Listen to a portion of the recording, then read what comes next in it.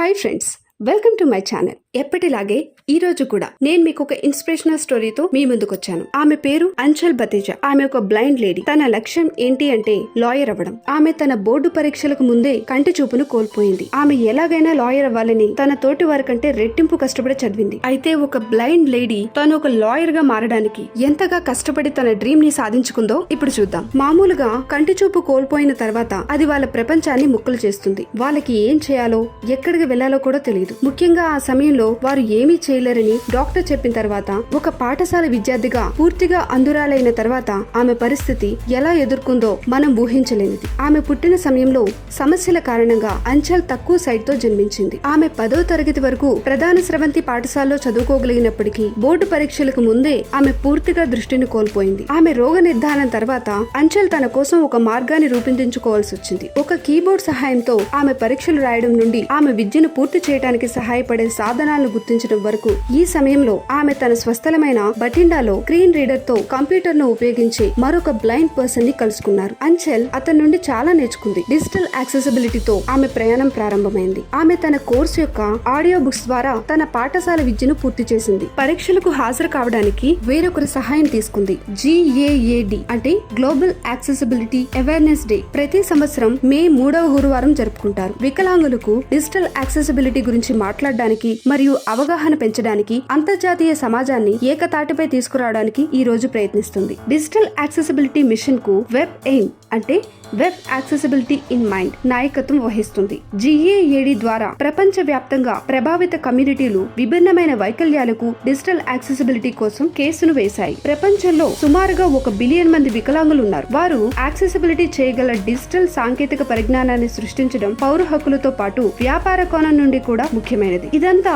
ఆమె స్వయంగా తెలుసుకోవాల్సి వచ్చింది. తన తండ్రితో సహా చాలా మంది మొదట్లో ఆమె ఇంకా విద్యను కొనసాగించలేదని భావించారు. తన తండ్రి చదువుకున్నప్పటికీ ఆమె భవిష్యత్తు ఎలా ఉంటుందో ఆయనకి ఇంకా తెలియదు. ఆమె ఇప్పటికీ వారిని నిందించలేదు. బ్లైండ్నెస్ గురించి ప్రతి సాధారణ వ్యక్తి భావించేది అదే. తన విద్యను కొనసాగించాలని నిర్ణయించుకున్న అంచల్ కామన్ లా అడ్మిషన్ టెస్ట్ కు అటెండ్ అయి బెంగళూరులోని national law school of India యూనివర్సిటీలో చదువుకున్న మొదటి అంధ విద్యార్థిగా నిలిచింది. అంచల్ కథ ఎలా గడిచిపోతుంది అనే దాని గురించి మనలో ప్రతి ఒక్కరికి గుర్తు చేస్తుంది. అన్ని అడ్డంకులు ఉన్నప్పటికీ అంచల్ 2023లో లా స్కూల్ పూర్తి చేసి ప్రస్తుతం భారతదేశంలోని అగ్ర న్యాయ సంస్థల్లో ఒకదానిలో న్యాయవాదిగా పనిచేస్తున్నారు. అయితే ఆమె కథ కేవలం క్లాట్ పరీక్షలను క్లియర్ చేయడంలో ఆగిపోలేదు. నిజానికి అది అనేక విధాలుగా ప్రారంభమైంది. మొదటి సంవత్సరం విద్యార్థిగా ఆమె లీగల్ థియరీ ప్రొఫెసర్ ఆమె సమాధానాలను టైప్ చేయమని సిఫార్సు చేసేంత వరకు అంచల్ వేరొకరి సహాయంతో తన పరీక్షలు రాసేది.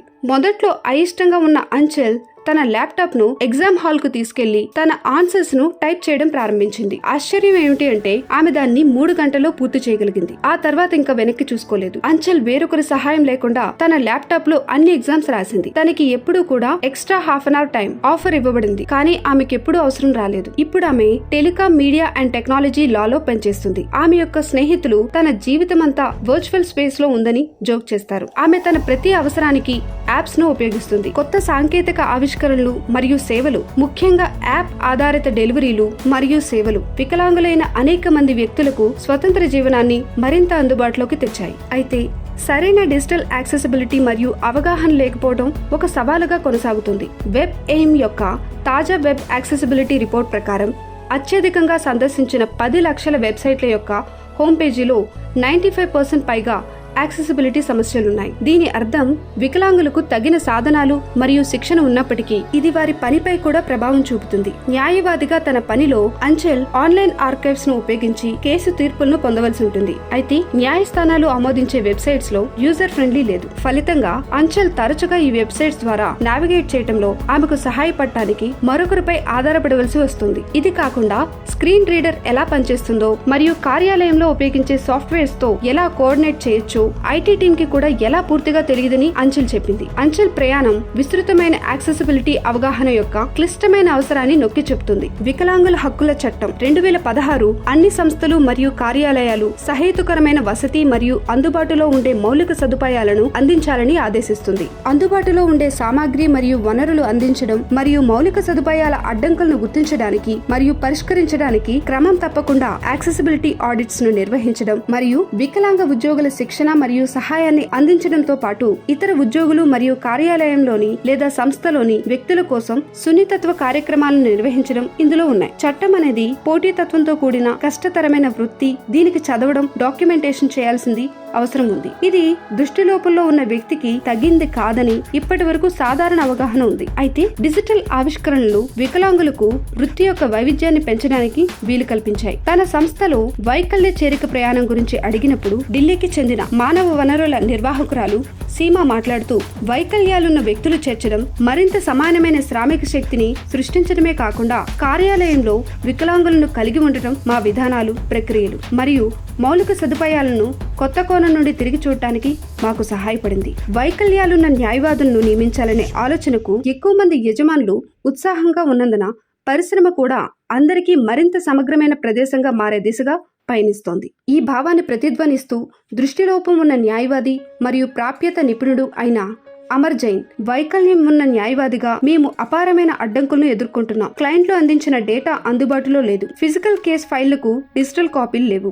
అయితే న్యాయ వ్యవస్థ అనేక చర్యలు తీసుకుంటోంది అని అన్నారు. ఎగ్జాంపుల్, ఢిల్లీ హైకోర్టు ఇటీవల వికలాంగ న్యాయవాదులకు కేసు ఫైళ్ల డిజిటల్ కాపీలను అందించాలని ఆదేశాన్ని విడుదల చేసింది. ప్రకృతి దృశ్యం నెమ్మదిగా కానీ ఖచ్చితంగా మారుతోంది అని ఆయన చెప్పారు. అటువంటి పరిస్థితుల్లో కొంచెం అవగాహన చాలా దూరం వెళ్లొచ్చు. అంచెల్ ఒక విద్యార్థిగా జస్టిస్ డివై చంద్రచూడ్ ఛాంబర్ లో శిక్షణ పొందింది. తన పనిని మెరుగ్గా చేయటంలో సహాయపడటానికి సహేతుకరమైన వసతి అందించే విషయంలో వారు ఎంత ముందుకొచ్చారో ఆమె గుర్తు చేసుకుంటుంది. మేము పేజ్ నెంబర్ సూచనలతో కేస్ బ్రీఫర్లు తయారు చేయాలి. దృష్టిలోపం ఉన్న వ్యక్తిగా సరైన పేజీ నెంబర్ ను కనుక్కోవటం కొన్నిసార్లు కష్టం. కాబట్టి నేను బదులుగా పేరా నంబర్స్ ను ఉపయోగిస్తాను. మరి నా ఈ అభ్యర్థనకు వసతి కల్పించబడింది. నా పనిని మెరుగ్గా చేయడానికి నాకు చాలా సహాయపడింది అని ఆమె చెప్పింది. జస్టిస్ చంద్రచూడ్ తన ఛాంబర్ లో ఇంటర్న్షిప్ పూర్తి చేసిన తర్వాత తనకు జస్టిస్ చంద్రచూడ్ నుండి ఒక లేఖ ఎలా వచ్చిందో కూడా అంచెల్ గుర్తు చేసుకున్నారు. నా పరిశోధన నైపుణ్యాలు విశేషమైనవి. నేను తయారు చేసిన బ్రీఫ్లను ఉపయోగించడంలో తనకి ఎటువంటి సవాళ్లు లేవని ఆయన నాకు చెప్పారు. నా సొంత మార్గంలో పనిచేయడానికి మరియు నా బ్రీఫ్లను ప్రదర్శించడానికి కొద్దిగా భిన్నమైన ఫార్మాట్లను ఉపయోగించడానికి